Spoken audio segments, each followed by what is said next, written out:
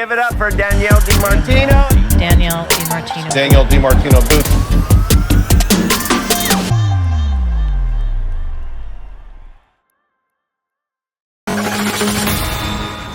So let's face it, modeling financial markets has been challenging, and that's an understatement lately. I mean, there is a lot of uncertainty, and all of them have different potential outcomes. But think about this. Modeling the economy is even harder. Yesterday, the Philly Fed report, look at the end of this chart, folks, that precipitous fall.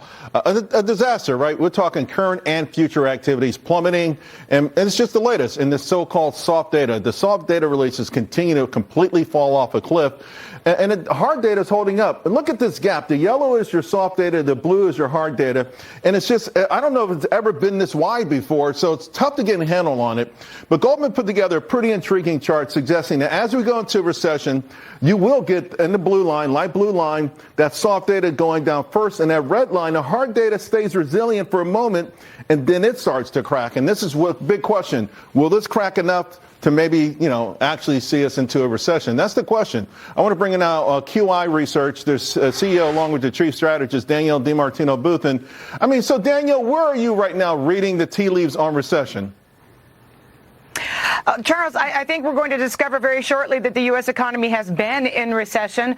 65% of the companies that have reported thus far this earnings season have disappointed on the top line. And Charles, you know very well, because you follow our earnings as closely as anybody else, that it's easy enough to fudge the bottom line and to do this and that with profits, but you can't fake revenues. You can't fake sales. And to see so many companies missing on that top line is indicative of a slowing economy. We just heard similar reflections come out of the Federal Reserve's own beige book.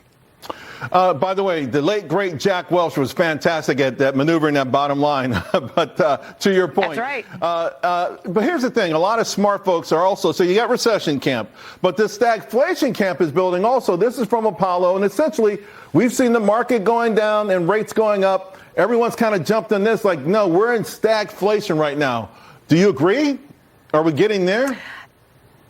Charles, I think we're in margin compression right now. And in fact, in the Fed's beige book, it did note that while many districts planned to increase prices, as you know, hope is not the best strategy. But a lot of other districts were already reporting an inability to pass through those higher input costs, which are absolutely undeniably being shouldered by firms, but the inability to pass them on to consumers. And I think that that's where we're really going to see a lot of tension between pricing power or lack thereof, because there's declining purchasing power. I'm not an economist, but I said that was going to be a problem, and that's why I thought the inflation part of this tariff thing was overblown, and the recession part was probably the thing. But the misery index is a de facto stagflation index, right? Because you have unemployment and inflation. The unemployment part hasn't ticked up enough yet. The misery index is really low right now. So is the job market going to hold in there, or do you expect that to start to crumble?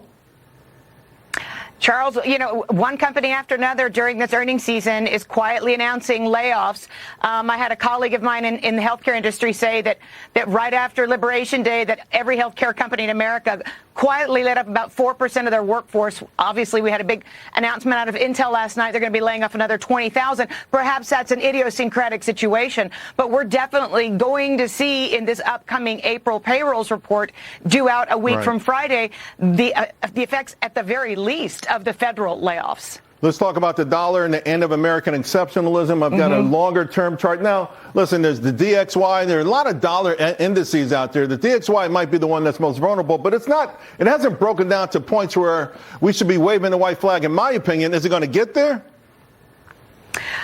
Charles, that remains to be seen. We had similar episodes in 2008 and 2020, and we had a similar amount of nervousness and hyperbole.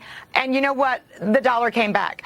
Until and unless the majority of global debt is no longer denominated in dollars, I think that these types of discussions tend to be premature. So then where are we heading? Because, Danielle, you look at data, and one of the reasons you're the best, right? I think you're the best, is you do so much work that is later on revealed, particularly in the data that the Fed uses.